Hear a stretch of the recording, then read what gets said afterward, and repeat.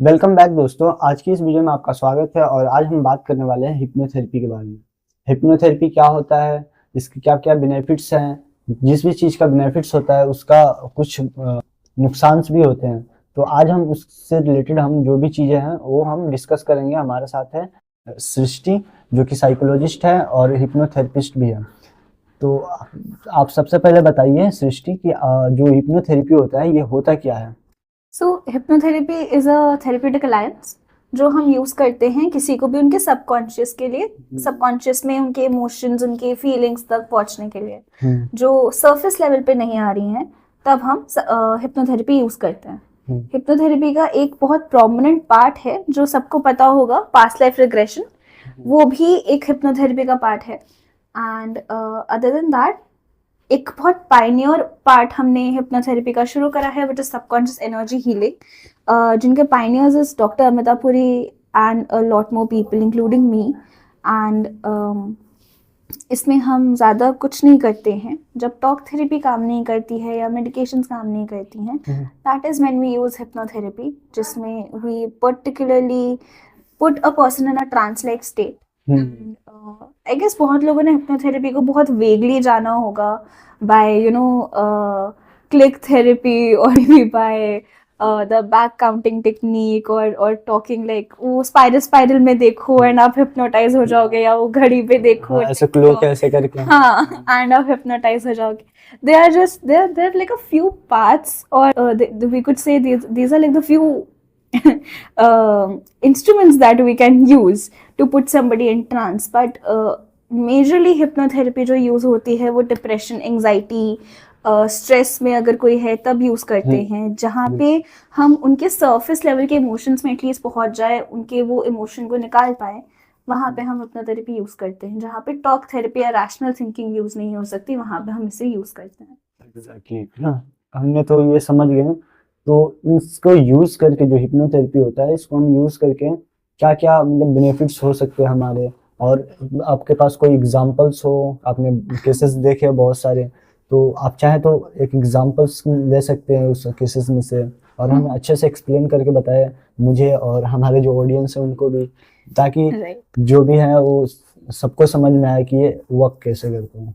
ठीक है, तो हिप्नोथेरेपी वर्क ऐसे करता है कि as I told you before also, that when talk therapy or rationality doesn't work, when logical thinking does not work, when cognitive abilities doesn't work, कि हम उसको perceive करें, समझें, understand करें, जब वो rationality नहीं आती है तब हम subconscious में dive in करते हैं। क्योंकि हमें अपने subconscious में dive in करने के लिए ज़्यादा कुछ नहीं चाहिए होता है, हमें बस एक क्लियर माइंड और क्लियर थिंकिंग पैटर्न चाहिए होता है। And when we have a clear set of mind, that is when we reach to that trance state. अभी ट्रांस स्टेट में हम बहुत सारे तरीकों से लेके जाते हैं। एक तो होती है हमारी ब्रीदिंग एक्सरसाइजेस, उसके साथ हम करते हैं ग्राउंडिंग। ग्राउंडिंग में क्या होता है, एक सेल्फ अवेयरनेस बन जाता है, पेशेंट को अपने आसपास के एरिया के बारे में पता होता है, तो वो एक सेफ स्पेस क्रिएट कर देता है। जब हम उनको ट्रांस में लेके जाते हैं, इधर बाय द 2-3-1 टेक्निक, इधर बाय क्लिकिंग, इधर बाय क्लैपिंग, इधर बाय ऑल्सो सेइंग कि आप मेरे वॉइस पे ध्यान दो एंड वॉइस मॉड्यूलेशन करते हैं, that is also a part of it. And then we take them to trance, then we can guide them through anything about कि पास्ट लाइफ में क्या हुआ, फ्यूचर में क्या हो रहा है। Also FLP is a very new thing, future life progression. जैसे हम पास्ट लाइफ में जाके पुरानी बातों के बारे में देखते हैं, पुरानी बातों के बारे में एग्जैक्टली वैसे हम फ्यूचर में जाके अपने हायर सेल्फ से, स्पिरिचुअल सेल्फ से चीजें पूछ सकते हैं कि हम क्या, we are on the right path और नॉट। तो सृष्टि आपने बहुत अच्छे से एक्सप्लेन किया। तो क्या आप ये बता सकती है किस रेंज में होता है, किस रेंज के एज में ज़्यादातर इसको हम यूज़ करते हैं हिप्नोथेरेपी को?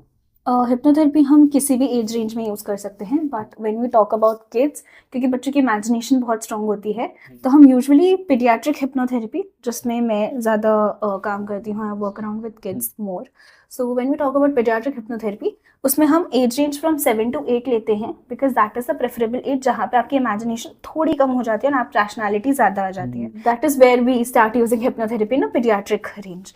And for adolescents, 13 से 18 तक का age is the adolescence age, and after the age of 20 till any age like 70-80, we can easily use it on anybody. We cannot use hypnotherapy on people who have psychosis, or maybe who are already in that trance like state, जैसे अगर कोई already schizophrenia है, किसी को साइकोसिस है, किसी को delusions हैं या किसी का हालुसिनेशंस हो रहे हैं, उन पे हम यूज़ नहीं कर सकते। मतलब बेसिकली किसी भी साइकाइट्रिक इशू पे हम हिप्नोथेरेपी यूज़ नहीं, लॉजिकल है, अगर वो इमोशन बेस्ड है तो ही हम हिप्नोथेरेपी यूज़ कर पाएंगे। ये तो हमें समझ में आ गया कि किस एज रेंज पे हम कर सकते हैं। क्या इसका कोई साइड इफेक्ट्स भी होते हैं? जो हिप्नोथेरेपी आप लेते हो तो क्या उससे कुछ नुकसान भी होते हैं या फिर? राइट, सो इतने कोई मेजर साइड इफेक्ट्स नहीं होते हैं हिप्नोथेरेपी के until unless we are not going through a very heavy session of PLRT or FLP. PLRT is past life regression therapy and FLP is future life progression therapy. अगर बहुत intense sessions हैं, intense sessions wherein आपने बहुत ज़्यादा downloads किए हैं अपने अंदर, या आपने बहुत ज़्यादा रिग्रेट आउट किया है अपने थेरेप्यूटिक सेटिंग में, उसमें मेजर साइड इफेक्ट ये होता है कि patient might feel nausea, they might feel very drained और ओवरवेल्म्ड फॉर अ वीक और टू। एंड बहुत ईजी तरीका of getting out of it is that you know they can either have a proper rest, they can relax as much as they can have proper meal, like a good bowl of meal, whatever they like, whatever they want to do.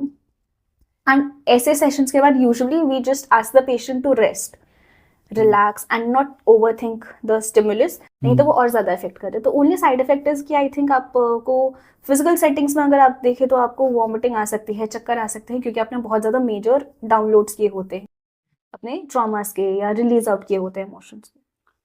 तो हाँ, आपने बहुत अच्छे से explain किया, thank you. और मुझे उम्मीद है कि हमारे जो ऑडियंस है उनको भी बहुत अच्छा लगा होगा, और अच्छा लगा हो तो ज़रूर हमारे चैनल को सब्सक्राइब करना और लाइक करना, क्योंकि हम ऐसे ही हम पॉडकास्ट और भी करेंगे, और भी बहुत सारे टॉपिक्स हैं, तो हम सबको एक एक करके हम रिलीज़ करेंगे अपने चैनल पे। और आप बेल आइकन को दबाना ताकि आपको सबसे पहले इंफॉर्मेशन मिले कि हमारी वीडियो आ चुकी है, आप देख सकते हैं। Thank you. थैंक यू, नमस्ते।